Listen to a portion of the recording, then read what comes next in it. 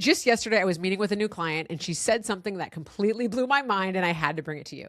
So we were meeting in our 2.5 hour deep dive for the Ops Playbook, where we cover every aspect of the business so that I can then create the playbook customized to the business, really bringing that vision to life. And we were talking about what is her process when she's running into someone that's just underperforming. And she said, well, she has an initial conversation to give them feedback and saying, hey, these were the expectations and you're not meeting it. I want to know candidly, do you feel like this role is a fit? Is this something that you want to refine and get better at? Or does it feel like you're really not on board with that? And at that point, she will offer them a severance. If they say, no, I just don't know if it's for me, she'll say, okay, let's have a clean break. Now, if they say, yes, I'm going to fix this thing, and then they don't, that's when they might move into kind of that PIP, performance improvement plan zone. But she has this conversation right away. And that's where I was like, oh, I got to bring this to my audience, because I know last week we talked about what am I avoiding, what this kind of like I shouldn't have to thing. This client gets it. And that's why she's running a thriving business. She has a brick and mortar with multiple locations. And she has learned that if you do not deal with problems right away, especially employees that are doing the same thing over and over, you are going to hit the same issue again and again. And that's what we're going to talk about today.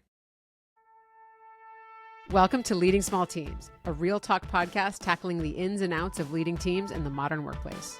I'm Leah Garvin, your host, with a decade of experience driving team operations in companies like Google, Apple, and Microsoft, bringing you insider strategies to make you a more confident and effective leader. From delegating to feedback to avoiding micromanaging and more, this podcast gives you the tools to empower your team, scale yourself as a leader, and grow your business. Whether you're managing a team of 1 or 100, everyone is welcome to hang out with Real Talk Leading Small Teams. What I want to anchor this conversation around today is the simple truth that our business will rise to the level of whatever we're going to tolerate. And when we think about what we're tolerating, this is like, what is the baseline stuff that you need to see in order to have someone be on your team? Because I have a lot of conversations day after day, week after week, where someone says, hey, I have this team member. I don't know what they do all day. I don't know if they're finishing the work. I don't like the attitude.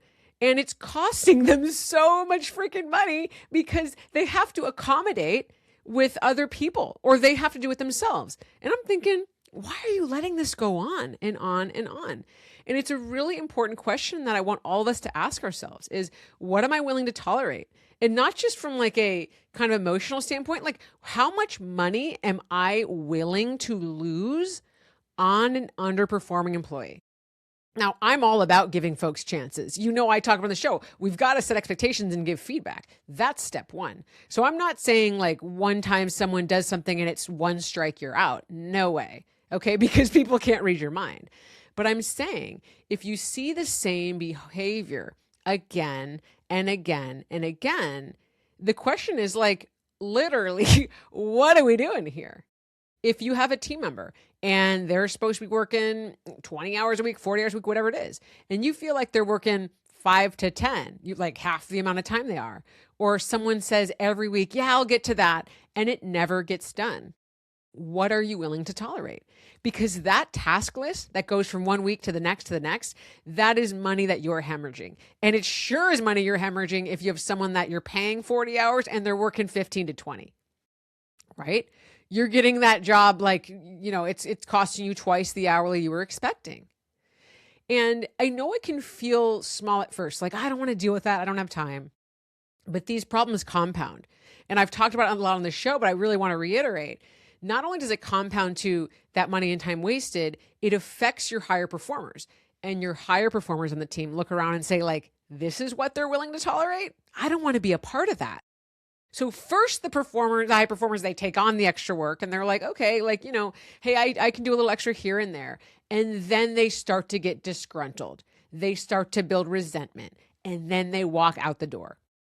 Now, the low performer is the one you can afford to have walk out the door. But that high performer, that 10Xer, that is going to be devastating. Because to get someone to operate at that 10X that cares almost as much as you do at running your business, right? That really brings that sense of ownership. Losing them in spite of that low performer, what are we doing here? And that is where I get so nervous for you, for my clients, for anybody in any situation leading folks, when they are losing the good person at the expense of the person who's not pulling their weight. Now, I have a special place in my heart for this, like sarcastically, a special frustration around this, because that was my experience in the corporate world on team after team after team. And in the corporate world, all sorts of stuff's tolerated that it probably shouldn't be, right? Because it can be difficult to manage folks out. Managers are not trained on how to give feedback. Like, this is why a lot of the work that I do is helping folks get that training in general so that we don't have the situation. But I was the 10Xer on team after team after team, where I was making up for folks that were not delivering. I was carrying all this weight, shouldering that burden, looking at my manager like, really? This is going to be okay? Because they didn't want to have a hard conversation and they didn't want to give the hard feedback or give someone like the, hey, are you on board or not? They avoided it over and over and over. And what happened to me as a 10Xer? I left. I changed teams. I went to something better where I could really contribute, where I was not being held back by folks that weren't pulling their weight. Hey, I left the corporate world in general because I was so freaking sick of it. This is what happens. And it breaks my heart for business owners listening when you have invested a lot of money in a great hire, a lot of time in training them. You're seeing someone with fantastic output, and they look over at the low performer like, I just can't be a part of this. In that situation that you're tolerating, that's the cost, the ultimate biggest cost to you. Not the person that's, working 20 hours for the price of 40, which sucks, and that's expensive. But the real cost is losing that high performer. And you don't want to do that because you're going to end up with a bunch of 5 out of 10s, and you're going to have to hire a lot more of those to get that output. Okay? Now, again, this doesn't mean we don't give feedback. We don't set expectations. We don't do the due diligence of being a good leader. But there is a point when we've got to say, hey, what is this costing me? And when we see the same issues over and over and over, we're actually demonstrating, and we're not doing anything about it. We are demonstrating that we are willing to tolerate a really low level of performance. And I think that's where it is a moment to reflect and think about, is this uncomfortable conversation, avoiding it, worth it for all of the other impacts that I'm letting slide? It's a question. Is potentially having friction or losing this team member who I feel like, well, it's better than nobody, is that really true when you could actually free up that spot for someone that's pulling their weight? Is it worth potentially compromising a relationship with someone that I knew personally before, and now they're my employee and they're really under delivering? I know that's going to be an awkward conversation, and I know we may not be able to recover from that. I don't know. It's up to you, right? You're running this business. You're making that call. But these are the things that start to degrade at your ability to scale. And when I go into a business and I look at how each of the team members are performing, and I start meeting with folks and I identify, there's a flag here. I can tell within 1 or 2 conversations with team members where someone is bought in and where someone is not. And when I surface that, usually that's the case, right? It's usually not a surprise to you when I'm like, I think this person's a little bit on the outs. And you say, yeah, I know, but this, that, the other. That response, that's what you're willing to tolerate. It's up to you. But if you want to reach, whatever goals that you have, if you want to bring that vision to life, you've got to do what that new client of mine did and have that conversation right away. And if you don't know what to say in that conversation, that's where people bring me in to really work out, okay, what do we want to say? What expectations can we set? What's realistic here? How do we give that person support? That's what I map out through systems. But there is a piece that you've got to own, which is, hey, you're the boss and you've got to communicate that. And the truth is, to be really, really honest, the folks that are bought in, they can hear it. They actually aren't bothered by the hard conversation. They're like, okay, yeah, let me fix this. It's the people that really aren't going to get your business to the next level anyway. Those are the people that get mad. Those are the people that get defensive. Those are the people that might rage quit. And in that sense, does it really matter? Because if you're wrestling with, their livelihood's at stake and this, I don't want to this, that's the responsibility that they need to have to taking the feedback. You're not firing someone on the spot. You're giving someone feedback that something they're not doing is not working. You're setting expectations on, hey, this is what I expect. Feedback, are we willing to meet that? That's where they decide if they're going to keep this livelihood or not. You see what I mean? So it's not mean, it's not authoritarian, it's not like ultimatums. It's saying, hey, you're here, we want to have a strong team. These are the expectations. What do you think? And if they say, nah, I can't meet that, then it's okay to part ways. It's okay. And I know this is scary. I know it may sound easier said than done. So again, that's what I'm here for. Send me an email, hello@leagarvin.com. We can plan this whole thing out for you. But you've got to realize that the every day you let it go by is costing you money. Every day that person's not working a full day, they're not getting their work done, the deliverables are moving one week to the next, things are late, they had a weird conversation with clients, someone complained about them. All of that is more expensive than whatever you would invest to fixing this problem, right? Because that starts to compound. And that starts to chip away at your reputation as well as a business.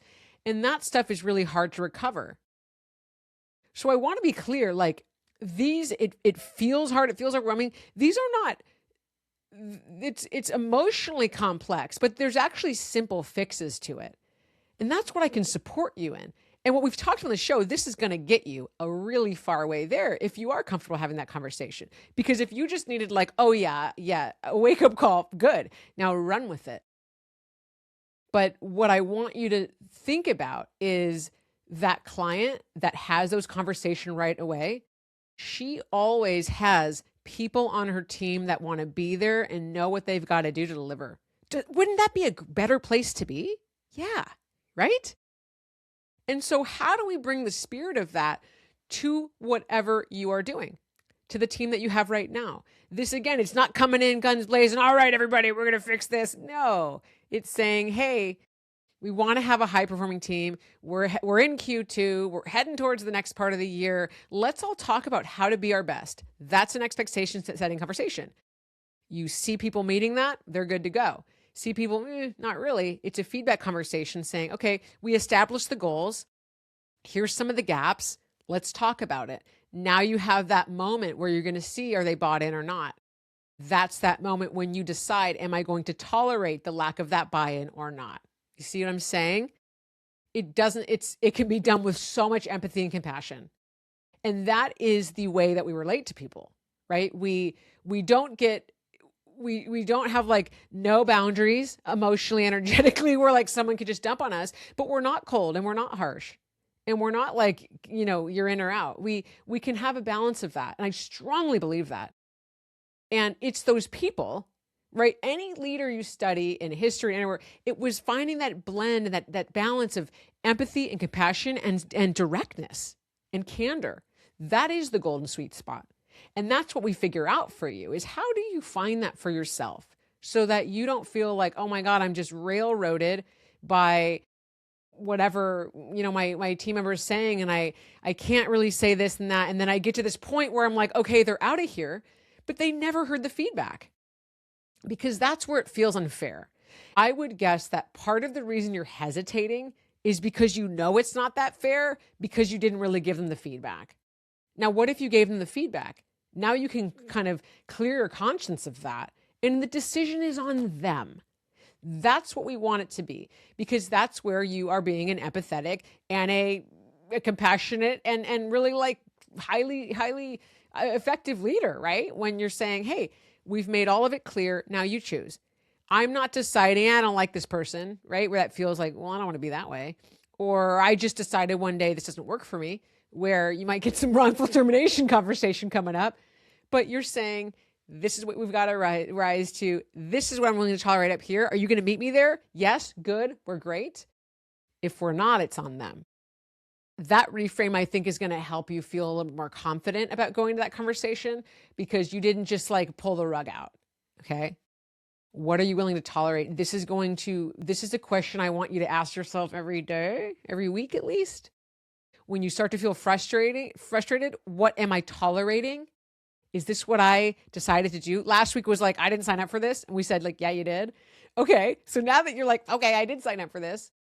What am I willing to tolerate? And then you have the conversation about that. And if you need support, you know where to go. See you next time. Thanks for tuning in, and I hope this podcast makes leading your team feel just a little bit easier. If you liked this episode, check out my most popular tool for staying in the know of what your team's working on without having to micromanage at leahgarvin.com/snippets. And if you're looking for more support for yourself as a leader or for the team you're managing, don't hesitate to reach out at leahgarvin.com. See you next time.